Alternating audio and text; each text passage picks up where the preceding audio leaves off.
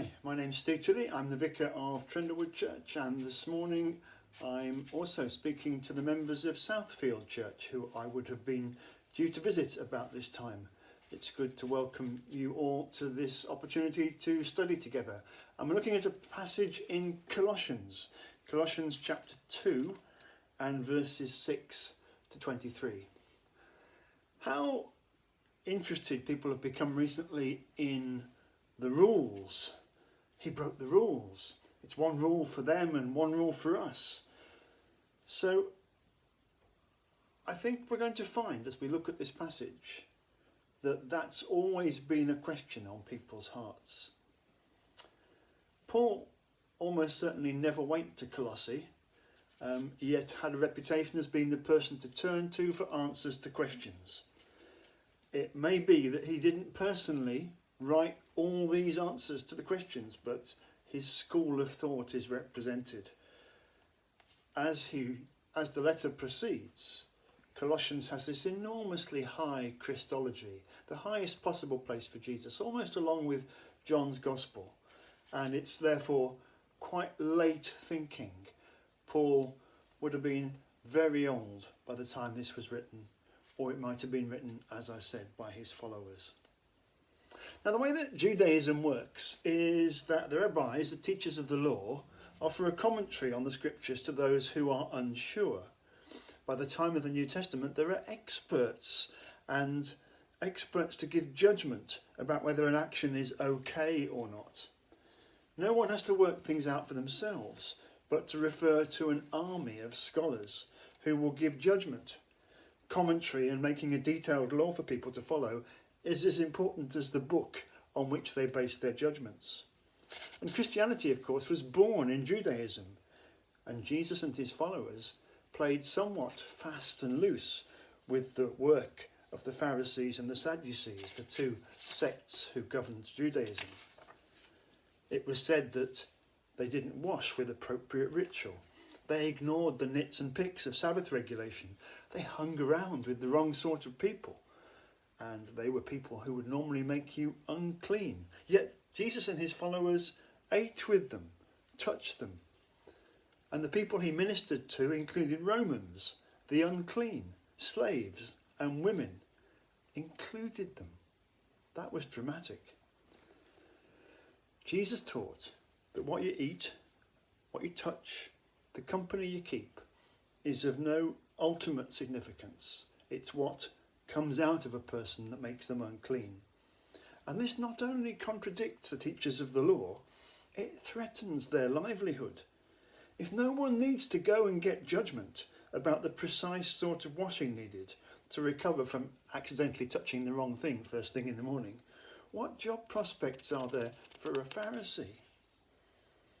Now, during lockdown, many people have stretched and bent the laws a little bit, trying to keep within the spirit of them. I had a couple of socially distant drinks in the garden with my son and his partner. Chances are that ordinary people also played a bit fast and loose with the rules in Jesus' day. But legalism is what the Pharisees would have wanted. I broke this rule, what should I do to put things right? Or what's the precise way that I should rectify matters? So Christianity, the religion that developed after Jesus' death and resurrection, as his followers preached that he was alive, is not about rules anymore. But of course, old habits die hard. And for the church in Colossae, some of the members had their roots in Judaism, they wanted to contact the person identified as their leader, Paul, to get judgments on various issues. What about worldly wisdom and other local non-Jesus preachers with suggestions about how to be holy? People that you would call Gnostics, mentioned in verse 8 here. What about circumcision, mentioned in verse 11 here? What about the law, the written code, mentioned in verse 14? And although Paul patiently answers each question, every single answer is Jesus. Every single answer is Jesus' teaching, massively summarised. Every single answer is, from now on, you won't get an answer. Christianity is not a religion of rules, but a religion of motivation, a heart religion, and a man to follow. Not what does a Christian think, but how do you think as a Christian? So Paul's answer to the question, what about the Gnostics? What about worldly wisdom? What about other local non-Jesus-based wisdom? He says it depends on human tradition, not Jesus. Don't be captured by it. Be captured by Jesus. Let him have your heart.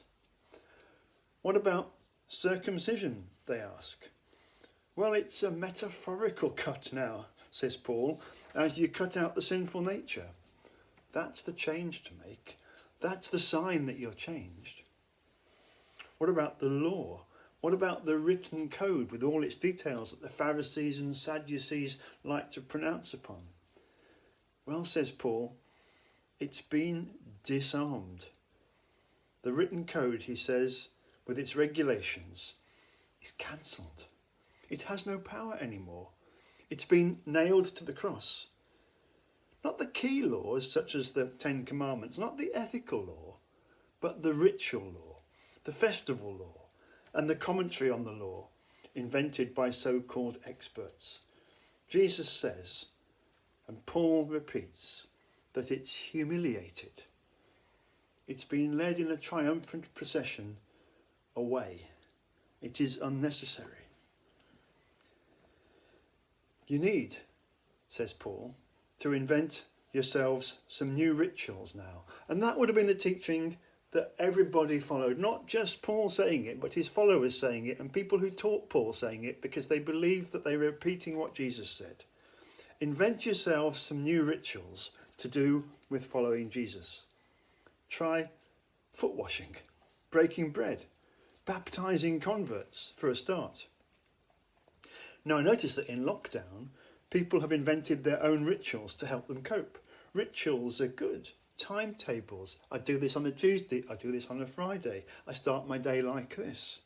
Rituals are good, but they're not rules. When things change, we might need some new rituals.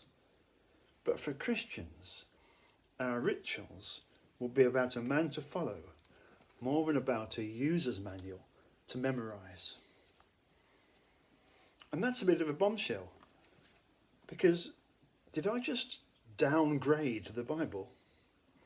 And do you know, I think I might just have done so, because however important it is, I'd rather know the man than just have a book about him. If you want something to ponder during the course of this week, well, I reckon